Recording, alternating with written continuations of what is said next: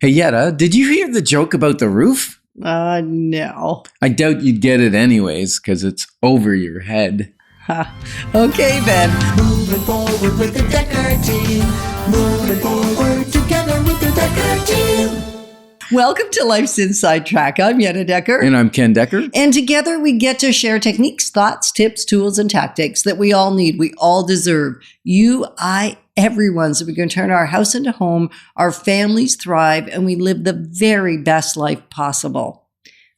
Ken. Yes. This time, we're going to consider why I was going to say TRESA. So I'm tripping on my words already. And it's apropos because it's a big deal. Why TRESA is going to increase your ability, not just Ken's ability, but your ability as you're listening and watching us to trust a realtor. Yeah.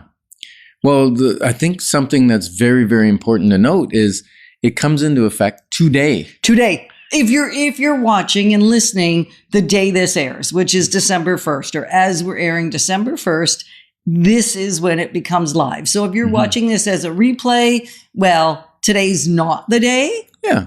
And you might be saying, oh, I've heard a lot about the Trust in Real Estate Act and what that's going to do. Or you might be saying, what in the world are they talking about, this TRESA thing, Trust in Real Estate Act? And it's a pretty big deal. I've been in business just coming up on 30 years, 35. And the industry changed around 1994 with the introduction of buyer representation.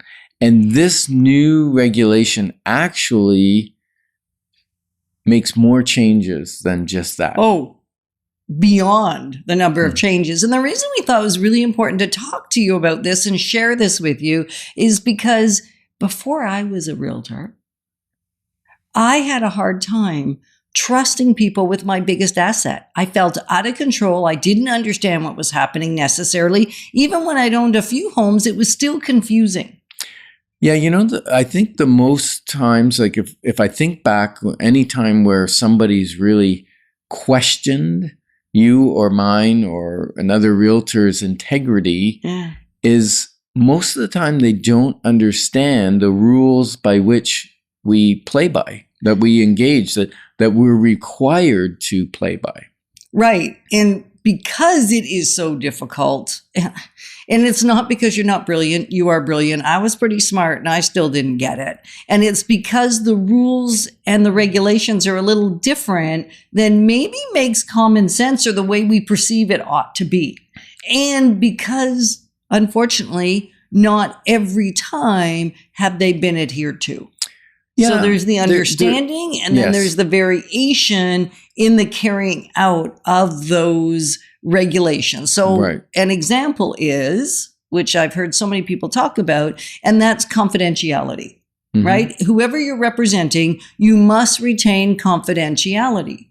And yet, you've maybe had this experience. You've gone to an open house and you've said to the listing realtor or someone from their brokerage that is representing the seller, why are the sellers moving? And you got a story. You got the goods. Maybe you did. Well, but maybe you've been to an open house and that's happened. Because that had happened to me prior to. If you do get that. That's not the way it ever was supposed to be. The answer, and I've come up with quite a few answers, people ask all the time, why are the sellers moving? It's the season. It's their time in life to do so rather than providing private personal information. And yet it's such an innocent, and every buyer wants to know what's the motivation. And so because it's just one little tiny example, but can you imagine that multiplied or amplified by all the small indiscretions that makes it hard to trust somebody with your biggest asset. Right. And basically, if we don't have it in writing that we're allowed to disclose it, that's confidential personal information that we shouldn't be disclosing. So one of the issues, Yetta, has been how realtors explain agency relationship. An agency just means who's representing who. Right. And one of the difficulties is our sheet, which was a one-page sheet in the current or the past legislation, was a 1-page form that was actually created by the Ontario Real Estate Association, not by the governing body that governs real estate agents and their actions, which is Real Estate Council of Ontario, or RECO. Under the new act, the TRESA, one of the things is they did want to make it more common sense. They wanted it to be understandable, and they wanted the disclosures to be super understandable. So they've created a 12-page document now. And now that may sound daunting, because when I was told it was 12 pages, I thought, well, how simple can it be? How common sense can it be if it's going to take 12 pages to explain the thing? And how's it going to be written in English? And so if you're curious and you're skeptical like I was, it's actually pretty good. If you're skeptical like I was, then all you need to do is email us together@dekkerteam.com, and we would gladly share a copy of it. You know what day it's available? Today. Yesterday, I couldn't have shared it with you because the only thing that was out there was an advanced copy. It wasn't available to be given to anybody except the realtors, because we've been getting training on this for a long time. So hopefully your realtors are trained and understand it. And yet it's most important that you understand it, because when we feel in control, we can make better decisions. Yeah. And when we know the rules that our professional works under, it's a lot easier to trust them. So, together at Dekker Team, just put in the subject. Together at dekkerteam.com is the email address. Just put in the subject line guide, and we will email you out a copy of the new 12-page guide. Now, it sounds ominous, 12 pages. It does. But the last page is just a signature page that you can sign if you like, acknowledging that the realtor has provided you with the document. Another page tells, what to do if you want out of the agreement. And then a lot of it's spelling out who's paying, how they're paying, what your rights are, and all that kind of stuff. It's really, really well written. And really what's happening right now in real estate is it's being reformed and reframed and restructured a bit so that it's more fair. COVID really, that frenzy in COVID really amplified the dysfunctions within the industry.